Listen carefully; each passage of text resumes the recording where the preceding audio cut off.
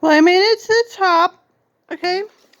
So, again, man, in those days you could feel a race car. You could tell how it was handling. What it would take to go faster than the other guy. The cars, there was no feel to them at all. Nearly anybody could drive one of today's Indy cars. The ground effects in the wings on the sides, super sticky tires, the car almost drives itself. But I'll tell you, it gives you a false sense of security. With these new drivers, there is a potential hazard every time the race starts. It's a disaster looking for some place to happen. Because not only don't the cars have any feel to them, but the drivers would know what to feel if they had it. It's why they crash so much. Which would be bad enough, but they usually take somebody else with them. A lot of time recently, the somebody else has been me.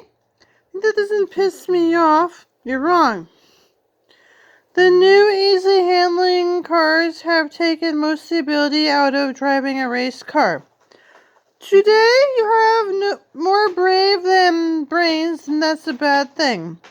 It would be bad in any sport if you took the thinking out of it, but that's what happened to auto racing. Get all dialed in with the wings and the tires, sound of ground effects. All you do is punch the button.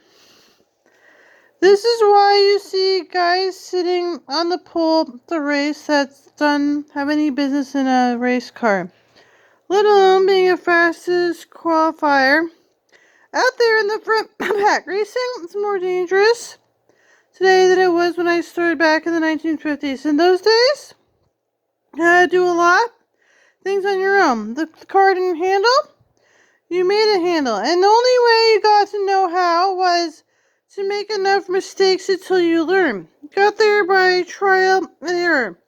It's all built in for you. That sounds easy for me to say. I mean, after I won so many races, been around so long. I know it's I'm telling about I make mistakes. Just I didn't make as many as say Kevin Cogan, Hector Burbick, or some other these other young drivers today. Didn't make as many because I didn't drive over my head the way they do. Hell, there are some drivers been around for a long time who are driving over their heads most of the time. So these guys have a franchise on it.